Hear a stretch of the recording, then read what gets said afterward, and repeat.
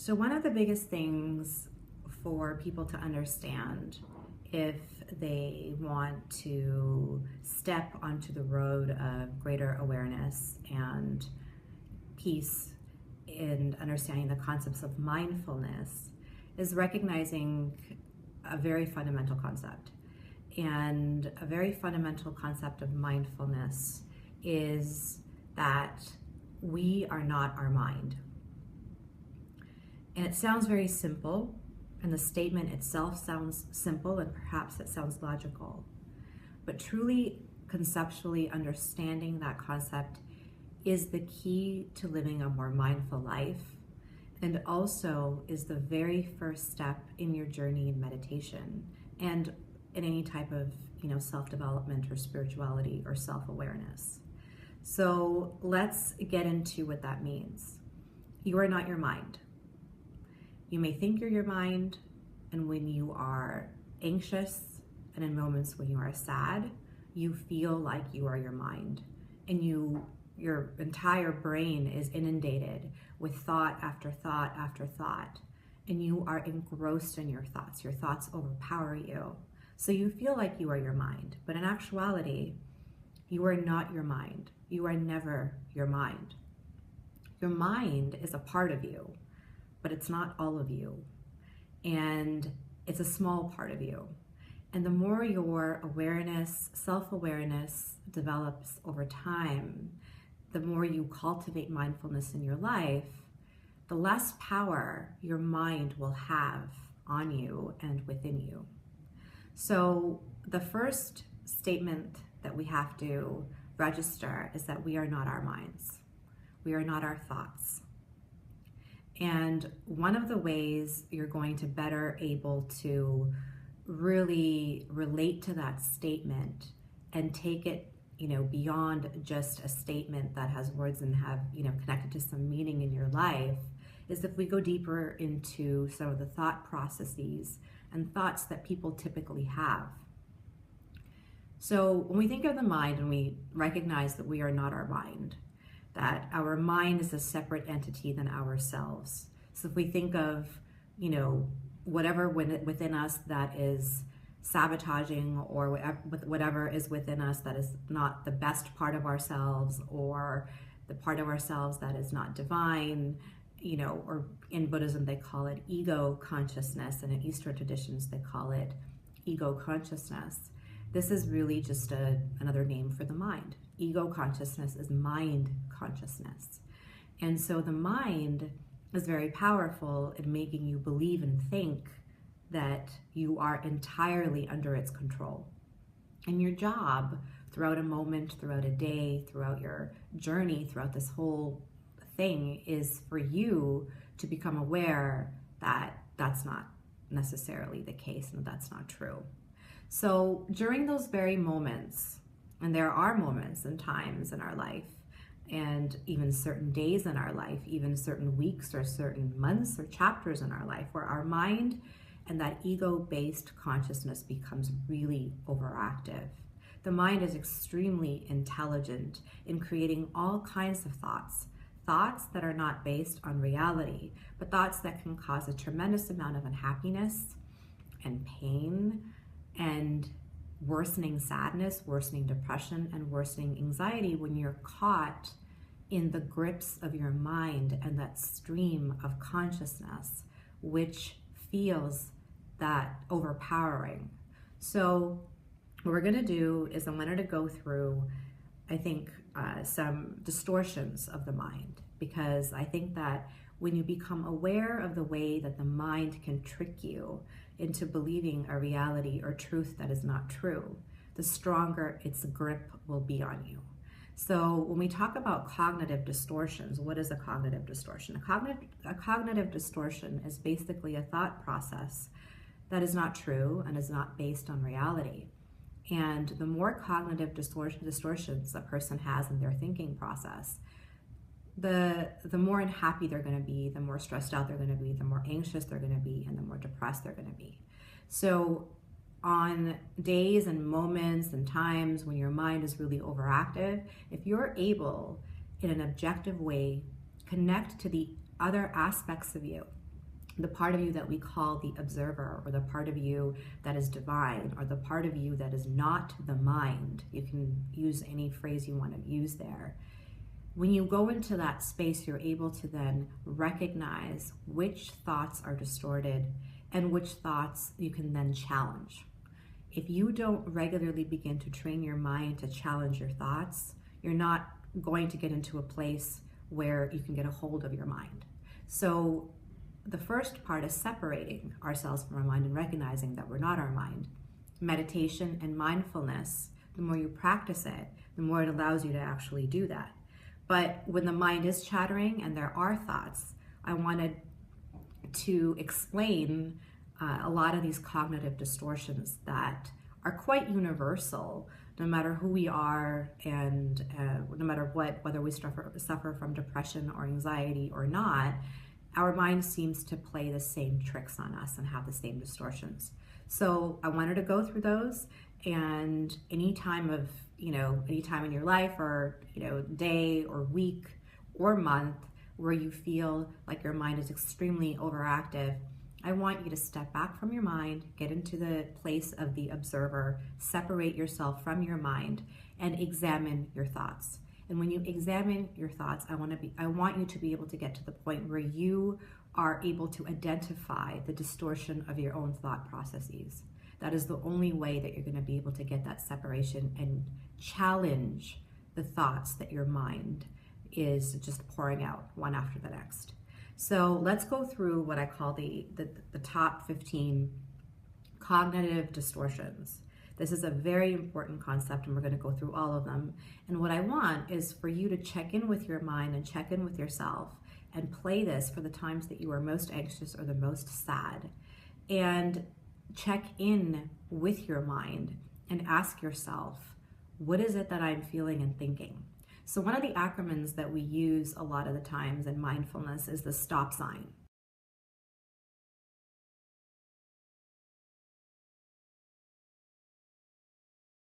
So you're going to stop and observe and check in with your thoughts, examine your thoughts, and then you're going to plan to execute something different, which is to either alter your thought process, alter your reaction, and alter your emotion in that moment.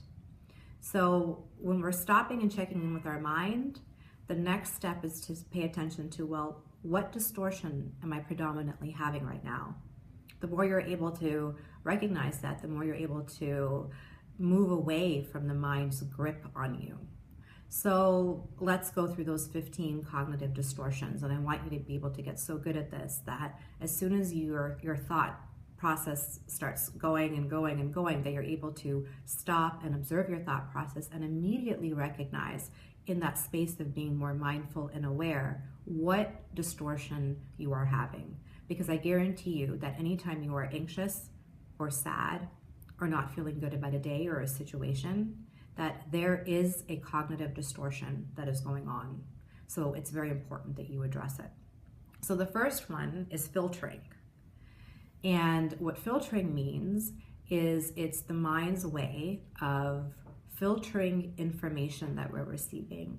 So it's looking at any situation or person and holding on in an exaggerated way anything that is, negative or catastrophic, or, whatever is bad about a situation, and not paying attention to the other bits of information that are there. So there could be all kinds of information being presented to you, but your mind just wants to pick at all the negative points. Rarely in any situation or with any person or any scenario is any particular situation all bad. So filtering is one of them. The next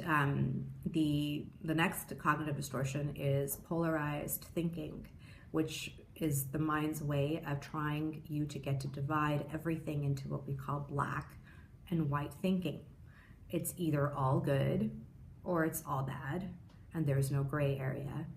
When in reality, right? So if these distortions are your mind's way of moving you away from reality and causing you more pain, when in reality, that can't be true.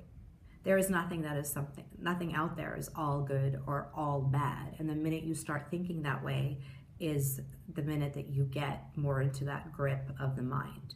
The next cognitive distortion is overgeneralization.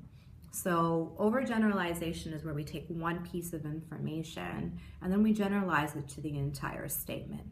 So, for example, if someone says or thinks or believes that, well, I really, I'm an idiot in this particular situation. I can't believe I acted like an idiot, in this particular situation. And then they will extend and generalize that statement to mean that they act like an idiot in every situation, or they are stupid in every situation. Overgeneralization is really, really key, is one of the very big key ways that our mind plays tricks on us. Another very common cognitive distortion is jumping to conclusions. So we do that all the time. We know we do that, but not often enough are we checking in with ourselves and recognizing that we're doing it, and then stopping and changing our reactions. So jumping to conclusions happens all the time. Someone says something, someone does something, and you immediately jump to the conclusion thinking that you know exactly what that person's intention was, what they were thinking, what they were feeling, and or how you know something is going to turn out when you don't. So that's called jumping to conclusions, and we know when we do it. So another way the mind wants to get in there and distort reality. Catastrophizing is another cognitive distortion. And that is something when we're looking at any situation or scenario or person, and we're making it out to be this huge, big, catastrophic thing, when in reality, there are not many things in life that are catastrophic. I mean, really, there aren't, right? There's life and death, there's hunger and war, and certain things that, yes, are understandably catastrophic, but most things that we deal with in life that cause us tremendous unnecessary anxiety are not as catastrophic as our mind will like for us to believe. Another cognitive distortion that people usually typically have is what we call control fallacies. And control fallacies are really external or internal, right? So a control fallacy means if it's external, that's the person that says, I am always a victim, that, my life is controlled by circumstances around me all the time. And an internal control fallacy is when someone says that, I'm responsible for everybody's happiness, I'm responsible for everybody's success, I'm responsible for, people's reactions, and neither of those statements, external or internal control fallacies, are true. You are not, the truth is always in between, but the mind is going to interfere and try to project, that onto your consciousness. So that's another way you can get in there and recognize when that's happening. The next common one is personalization. So personalization is very common, right? When we personalize things that have nothing to do with us, right? So we think that the way somebody else is reacting, feeling, thinking has to do with us. We a lot of times think that an outcome had to do with us when it couldn't have. We think that, the result of something, we think, an event. We tend to personalize things most of the time that have either nothing to do with us or very little to do with us. So the mind gets in there and really tries to distort your thought process, and with having you personalize. Another cognitive distortion is the fallacy of fairness. So the fallacy of fairness is interesting because it's active in some minds more than others, but it is this concept that when things are unfair, some people have a tendency to get very, very angry. Now, it's okay to have some anger towards something being unfair, but with people who have this cognitive distortion most of the time, it really angers them when they project their ideas of what fairness means onto other people. And that only leads to them being angry, disappointed, or hurt, or judgmental.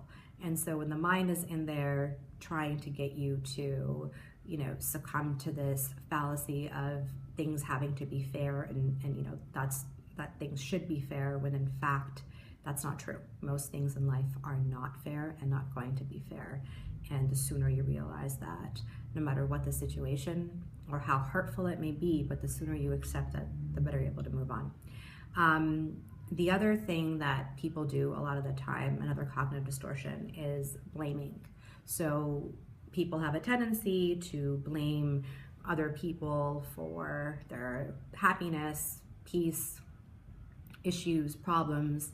And it's not that other people are not responsible, but the mind sometimes will have you overly blame other people in situations, when in fact, in reality, that possibly cannot be true, that everybody else is responsible for your pain and your unhappiness and not you. And another cognitive distortion is, which is very common, is the shoulds, right? So the minute the mind gets in there and talks about the shoulds and attaches itself to this concept of perfectionism, which is, I should do this, I should do that, and if I don't do that, then I'm a failure. And that's very, very, very, very disruptive, and very to kind of someone's level of peace, and even sometimes your ability to accomplish and stay present. Because if you're inundated with all these shoulds, when you fail to do something, or other people fail to do something, it really does initiate a reaction within you. So the less you allow your mind to use the word should in a day, the more happier you're going to be. Another cognitive distortion is emotional reasoning, right? So emotional reasoning is huge, because it's very simple, but people do it probably the most commonly, which is basically, emotional reasoning means, if the mind feels it, if you feel it, then therefore it's true. And when that's not true, right? So, if, I so-and-so, when came into a room and you felt sad, then that doesn't necessarily mean that, that person is responsible for making you sad. It's not just, your sadness has validity to you, and that's fine. But when you're starting to connect all of these emotions with an external circumstance and reason your way through that, it's a distortion, and it isn't really based on reality. What we think and feel and know is not truth. It is our truth. Okay, so very important. Another important cognitive distortion is the fallacy of change. So the fallacy of change has to do with this, and this happens a lot with people that have anxiety, is that they think they can change themselves, or they think that they can change other people. So they think somehow through their actions, or through them working hard enough, or them loving somebody else, or it's a disproportionate fantasy that you are going to change, that you have the power to change someone else's behavior or actions or thought process or emotions or situation, when in actuality it's false, because we have some influence, yes, but rarely do we have the ability to change with the power that we like to believe we'd like to have, because it just doesn't exist. The other cognitive distortion is global labeling. So global labeling is when we take a situation and we do this, if we notice one particular thing, and then we say, well, then all of that's true, right? So for example, if you are, at dinner with your friend Susie on Tuesday, and she was having a temper tantrum, and that's the one little sample of her behavior that you have, and then you go on to say, and well, she always has temper tantrums. It's called global labeling, that we, will extract, our mind, our ego consciousness will go and try to extract a little piece of information from any situation or person, and then apply it, globally, when in actuality that's usually not true, right? So anytime that your mind is trying to do that, you have to check in with yourself and say, just because something is true in this particular time, with this person, with this situation, doesn't mean that you can apply it across the board as your mind will like for you to believe. Another cognitive distortion is that people usually feel a lot of pain with, emotional pain over time, is this attachment to the idea of always being right. So the mind will have you believe that your opinions and your thoughts and your emotions and how you see things is the right way to see stuff. And it's not about that it's not right. It's that everybody has validity, yes, and what you feel and think is valid, but that doesn't make what you think and feel more right than anybody else. Everybody is in their own internal world. So a very important cognitive distortion to remember and check in with. And then another one is the heaven's reward fallacy, which is, sometimes people really come in with this expectation of the world and themselves that because they're doing good or they did something good, that everyone's supposed to notice and that everyone is supposed to appreciate them. And they get very angry and upset and hurt when that doesn't happen. And although we should be around people who support us and love us and appreciate us, not everything good that we do is going to be noticed. And if you start reacting every single time, whether that's work or personal relationships or life, then you're going to get into the emotions of sadness and despair. So these are some of the major cognitive distortions that the mind, our ego-based consciousness, produces within us. And if we are able to recognize these cognitive distortions when they're happening, so if you remember back to the stop sign, as soon as you make a conscious decision that you're going to check in with your mind and you are going to witness your thoughts and just let them play before you react or say something or get depressed or anxious, the minute you do the check-in, I want you to get very good at recognizing when you're checking in with your thoughts, what is my cognitive distortion right now? What is my major cognitive distortion? And the more you're able to do that, the result will be different, right? Because you're going to be able to, observe, and then you're going to be able to proceed differently, which is meaning having a different thought process. And when you have a different thought process, our thoughts are connected to our emotions, which are connected to depression, anxiety, stress, happiness, peace, the moment, all of it. So this is a very important practice throughout the meditative process, because the mind is what we are trying to get a hold of and to silence and separate ourselves from. So the more you practice this, the more you go over these cognitive distortions, the more you apply them in your day-to-day life as you do the meditations every day and become more mindful of your thoughts, the happier you're going to be and the less stressed you'll be, and you're going to notice a big difference. So it's not always easy to do, but make it a practice to check in with your thoughts.